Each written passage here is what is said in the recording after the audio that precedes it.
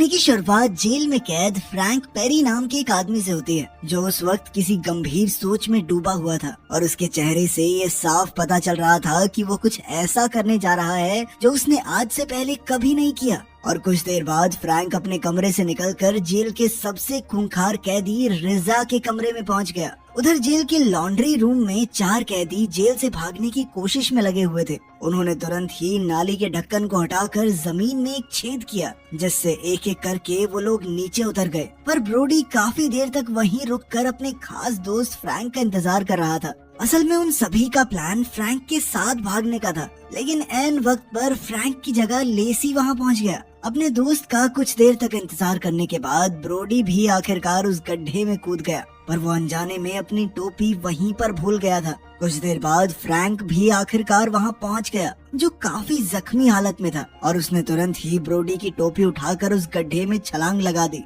असल में कुछ महीनों पहले फ्रैंक बाकी कैदियों की तरह जेल में एक आम जिंदगी बिता रहा था, जहां उसका काम जेल के लॉन्ड्री रूम में कपड़ों को धोना था। फ्रैंक ने इस जिंदगी को काफी हद तक अपना लिया था, क्योंकि वो उस जेल में उम्र कैद की सजा काट रहा था और उसे बाहर निकलने की कोई उम्मीद भी नहीं थी। इसीलिए इस जेल को अपनी दुनिया मानने के अलावा उसके पास क्या ही चाह रहा था। वो अपना ज्यादातर समय अकेले ही बिताता। साथ ही फ्रैंक जेल के सबसे खूंखार कैदी रिजा से भी दूरी बनाकर रखता था। जेल में इतना लंबा समय बिताने के बाद अब फ्रैंक के कुछ दोस्त भी बन गए थे, और एक दिन जब फ्रैंक अपना काम खत्म करके कमरे में वापस आया तो उसने देखा कि उसका साथी अपना सामान पैक कर रहा था। असल में उसकी सजा खत्म हो गई थी और वो वापस अपने घर जाने के लिए तैयार था। उधर बाकी सारे कैदी जेल में आ रहे नए बैच को देखने के लिए खड़े हुए थे, जिन्हें एक एंटी बैक्टीरियल पाउडर लगाकर लाया जा रहा था। इसके साथ ही उन कैदियों ने अंडरवियर के अलावा कुछ भी नहीं पहना हुआ था, और ये देखकर सबसे ज्यादा खुश रिजा का भाई टोनी था, क्योंकि वो जेल में इतने लंबे समय से था कि आदमी होके आदमी से प्यार करने में उसको कोई दिक्कत नहीं थी,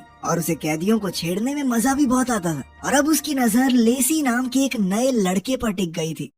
कुछ देर बाद उन सभी कैदियों को अपने अपने कमरों में भेज दिया गया, और अब लेसी फ्रैंक का नया साथी बन गया था। पर फ्रैंक को उसमें कोई खास दिलचस्पी नहीं थी, क्योंकि जब लेसी ने उससे बात करने की कोशिश की तो फ्रैंक ने उसे अनदेखा कर दिया। उसी शाम फ्रैंक को एक खत मिला। असल में फ्रैंक पिछले 14 सालों से अपने परिवार को इस आस में खत लिख रहा था कि शायद किसी दिन उसकी बेटी उसके खत का जवाब जरूर देगी, पर पिछले 14 सालों में उसे एक भी जवाब नहीं मिला। और जो खत आज आया था वो भी उसकी बीवी की तरफ से था, जिसमें उसने बताया था कि असल में ड्रग ओवरडोज के चलते उसकी बेटी हॉस्पिटल में एडमिट थी और शायद कभी भी उसकी मौत हो सकती है। ये खबर सुनते ही फ्रैंक की पूरी दुनिया ही पलट गई, क्योंकि जिस इंसान को वो सबसे ज्यादा प्यार करता था वो अब मौत की दहलीज पर खड़ा हुआ था। ये बात फ्रैंक को अंदर ही अंदर खा रही थी, और इसीलिए वो कुछ देर बाद जेल की चर्च में पहुंच गया, जहां उसकी हालत को देखकर एक गार्ड ने उसके लिए इतनी रात को भी दरवाजा खोल दिया। इसके बाद फ्रैंक कन्फेशन बॉक्स में गया, जहां उसने वो खत बाहर निकाला और जोर जोर से रोना शुरू कर दिया,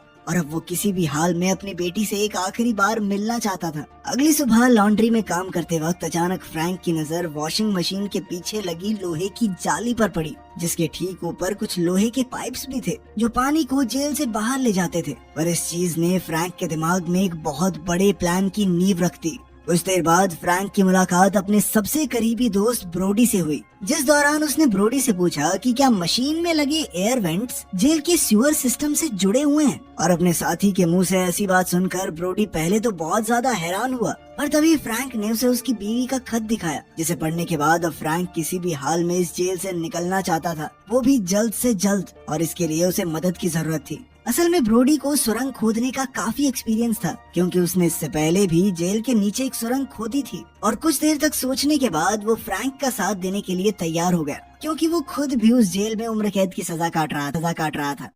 कुछ दिन बाद फ्रैंक लेनी नाम के खतरनाक बॉक्सर से मिला, जो वैसे तो उस वक्त परोल पर बाहर होना चाहिए था, लेकिन फ्रैंक के पिछले सेलमेट ने उसकी मुखबरी कर दी थी, जिसके चलते उसका पैरोल कैंसिल हो गया था, और अब वो बदले के लिए बहुत उतावला था, जिस चीज का फायदा फ्रैंक उठाने वाला था। जिसके बाद उसने लेनी को अपने प्लान के बारे में बताया। फ्रैंक उसके पास इसलिए आया था क्योंकि लेनी कोई भी औजार इस्तेमाल करने में माहिर था, जिस चीज का उन्हें बहुत फायदा हो सकता है। लेनी शुरुआत में झिझक रहा था, पर कुछ देर तक सोचने के बाद वो इसके लिए तैयार हो गया। इसके बाद फ्रैंक ने अपने बाकी 2 साथियों के साथ मीटिंग की, जहाँ वो लोग कुछ खेलने का नाटक करते वक्त अपना प्लान डिस्कस कर रहे थे और उनके पास भागने का सिर्फ एक ही रास्ता था जो लॉन्ड्री रूम से गुजरता था। लेकिन वहाँ तक पहुँचने के लिए उन्हें 3 सुरक्षित दरवाजे पार करने थे, पर फ्रैंक के पास एक दूसरा रास्ता भी था। असल में जब फ्रैंक कन्फेशन बॉक्स में गया तो उसकी नजर उस कमरे की दीवारों पर पड़ी, जो काफी ज्यादा हल्की थी। और अब फ्रैंक के मुताबिक वो लोग कन्फेशन बॉक्स को तोड़कर लॉन्ड्री रूम में घुस सकते थे,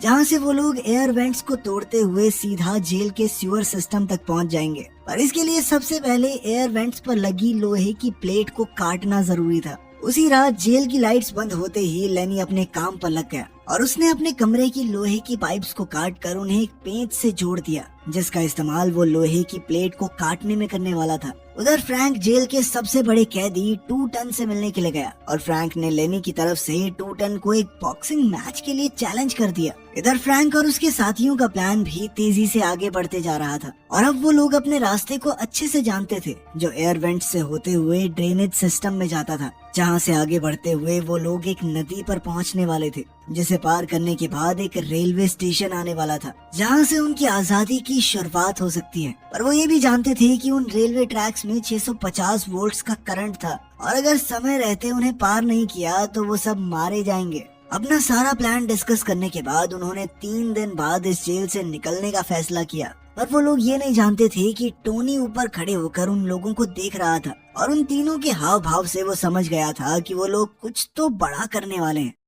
उसी रात सभी कैदी 2 टन और लेनी का मैच देखने के लिए कैंटीन में इकट्ठा हुए। असल में 2 टन काफी ज्यादा ताकतवर था और उसने लेनी को बुरी तरह से पीटना शुरू कर दिया, पर सही मौका मिलते ही लेनी ने उसके चेहरे पर एक जोरदार मुक्का मारा, जिसके चलते 2 टन के मुंह से एक डायमंड का दांत बाहर गिर गया और लेनी ने गार्ड्स के वहां आने से पहले ही वो दांत उठाकर अपने पास रख लिया। इसके बाद उसने वो डायमंड का दांत अपनी पाइप के साथ जोड़ दिया, जो उसने एक रात पहले बनाई थी। अगले दिन टोनी ने बाथरूम में फ्रैंक से उनके प्लान के बारे में कुछ सवाल पूछे और जब उसे कोई जवाब नहीं मिला तो उसने फ्रैंक से अपने कमरे का दरवाजा खुला रखने को कहा और साथ ही अगले दिन उसके कमरे में आने का वादा भी किया। जब फ्रैंक ने ये बात अपने साथियों को बताई तो उन सभी का कॉन्फिडेंस थोड़ा डगमगा गया, क्योंकि वो सभी जानते थे कि वो चाहकर भी टोनी को कुछ नहीं कह सकते, क्योंकि वो रिजा का भाई था। पर वो ये भी जानते थे कि अगर उन्होंने कुछ नहीं किया तो उनका प्लान पक्का बर्बाद हो जाएगा और इसीलिए फ्रैंक ने उन सभी से एक नए आदमी को टीम में लाने की इजाजत मांगी,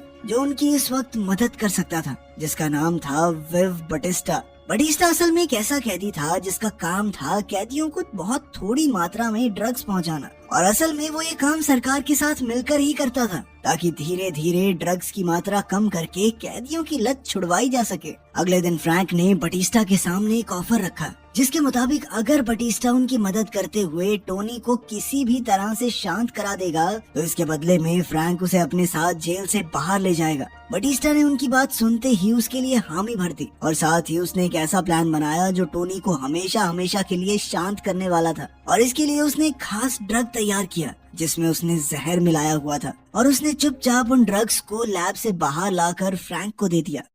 शाम को फ्रैंक थोड़ा घबराया हुआ टोनी के आने का इंतजार कर रहा था और उसने बटिस्टा का बनाया हुआ वो ड्रग भी अपने पास ही रखा हुआ था, ताकि जब भी टोनी उससे मिलने के लिए आए तो वो उसे ड्रग पकड़ा कर चुप करा दे। पर बदकिस्मती से टोनी कमरे में अकेला नहीं आया, उसके साथ एक और साथी था। टोनी ने तुरंत ही वो ड्रग का पैकेट अपने साथी को पकड़ा दिया और टोनी की तो पहले से ही लेसी पर बुरी नजर थी और उसने इस मौके का फायदा उठाकर लेसी को छेड़ना शुरू कर दिया। पर लेसी बाकी कैदियों की तरह चुप रहने वालों में से नहीं था और उसने टोनी की इस हरकत के जवाब में उसे पीटना शुरू कर दिया। जैसे ही टोनी के साथी ने ये देखा तो वो तुरंत ही डर के मारे वहाँ से भाग गया, लेकिन इस जल्दबाजी के बावजूद भी वो ड्रग्स का पैकेट ले जाना नहीं भूला। वहीं दूसरी तरफ टोनी इतना ज्यादा पिट चुका था कि उससे चला तक नहीं जा रहा था, जिसके चलते वो सेल से बाहर आते ही सीढ़ियों से नीचे गिर गया, जिससे उसकी मौके पर ही मौत हो गई। अपने भाई की यूं अचानक से हुई मौत के बारे में सुनते ही रिजा ने फ्रैंक को अपने सेल में मिलने के लिए बुलाया।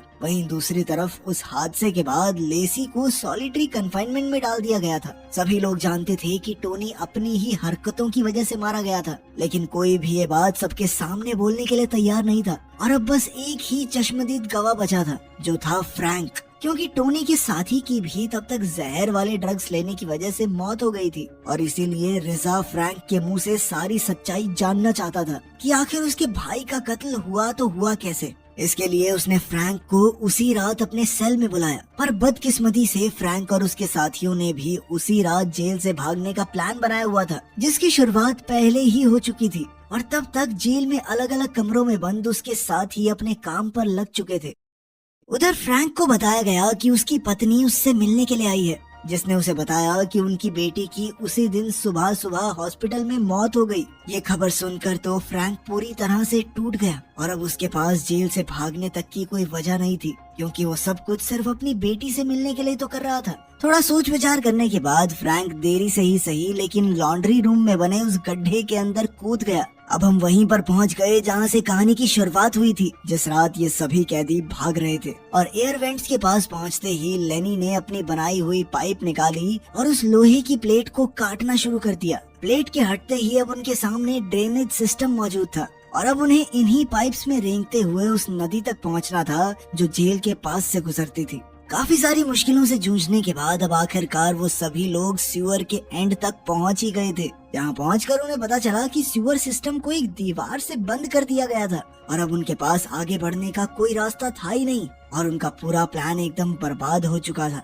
लेनी को लेसी पर बहुत गुस्सा आ रहा था और उसने गुस्से में लेसी को दीवार पर धक्का मारकर एक जोरदार मुक्का मारा, लेकिन लेसी किसी तरह से बच गया, जिसके चलते वो मुक्का सीधा जाकर दीवार पर लगा और दीवार का थोड़ा सा हिस्सा नीचे भी गिर गया। और ये देखते ही उन लोगों को एहसास हुआ कि वो दीवार कुछ समय पहले ही बनाई गई थी और उन्होंने तुरंत ही उसे तोड़ना शुरू कर दिया। कुछ मिनटों की लगातार मेहनत के बाद उन्होंने उस दीवार में इतना बड़ा छेद कर दिया जिससे एक आदमी आसानी से निकल सकता है। ब्रोडी को इन चीजों का सबसे ज्यादा तजुर्बा था, इसीलिए उसने खुद उस छेद के अंदर जाकर आगे रास्ता तैयार करने का फैसला किया और उसने अंदर जाते ही तेजी से खुदाई करनी शुरू कर दी। पर बदकिस्मती से कुछ ही मिनटों बाद अचानक उसके ऊपर काफी सारी मिट्टी गिर गई और वो उसके नीचे ही दब गया। फ्रैंक ने तुरंत ही अपने दोस्त को बाहर निकालने के लिए हाथों से खुदाई करना शुरू कर दिया और काफी देर तक लगातार मेहनत करने के बाद उसे आखिरकार ब्रोडी का हाथ मिल ही गया। ब्रोडी पूरी तरह से होश में नहीं था, पर फिर भी वो जिंदा था।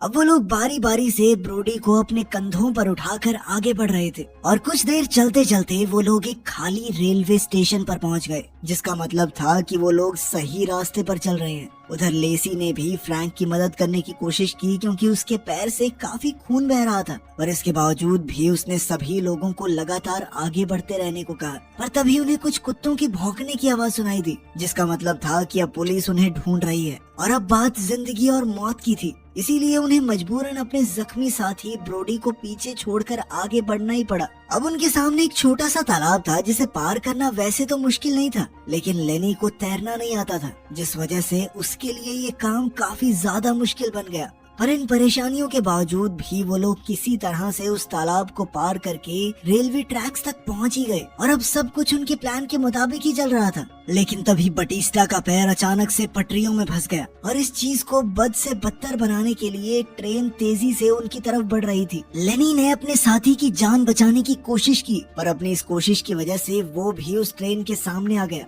अब बस फ्रैंक और लेसी ही बचे हुए थे जो ऐन वक्त पर साइड हटकर ट्रेन से बच गए। इसके बाद वो दोनों ट्रैक्स से निकलकर रेलवे स्टेशन पर पहुंचे, जहां उन दोनों ने अपने कपड़े बदलने के बाद एक दूसरे को आखिरी बार अलविदा कहा। और अब फ्रैंक उन सीढ़ियों पर था जो उसे लंदन शहर की सड़कों तक पहुंचाने वाली थी। तो आखिर फ्रैंक जेल से भागा क्यों? दरअसल जब वो पूरी तरह हिम्मत हार चुका था तो उसने लेसी को अपनी जगह भागने को कहा, जिसके बाद उसने लेसी को प्लान के हिसाब से हर एक चीज बताई और उसे जल्द से जल्द वहाँ से भाग जाने को कहा। यहीं से इस कहानी की शुरुआत हुई थी, जहाँ फ्रैंक तेजी से रिजा के कमरे की तरफ बढ़ रहा था। जहाँ पहुँचते ही उसने बकवास करना शुरू कर दिया ताकि उसके दोस्तों को भागने के लिए ज्यादा से ज्यादा समय मिल सके। इधर फ्रैंक ने रिजा को इतना ज्यादा गुस्सा दिला दिया कि उसने गुस्से में फ्रैंक को चाकू ही मार दिया। कुछ ही सेकंड बाद गार्ड भी उसकी मरहम पट्टी करने के लिए वहाँ पहुँच गए और अपनी बिगड़ती हालत के चलते असल में फ्रैंक सिर्फ ये इमेजिन कर रहा था कि असल में वो भी अपने साथियों के साथ जेल से भाग रहा था, लेकिन असल में तो उसने अपनी जान की बाजी खेलकर अपने दोस्तों के लिए समय खरीदा था ताकि वो लोग आजादी महसूस कर सकें। कहानी के आखिर में असलियत में ना सही पर फ्रैंक अपने दिमाग में लंदन की सड़कों पर अपनी बेटी से मिल रहा था, जो पता नहीं कैसे जिंदा थी। इसी के साथ कहानी खत्म होती है।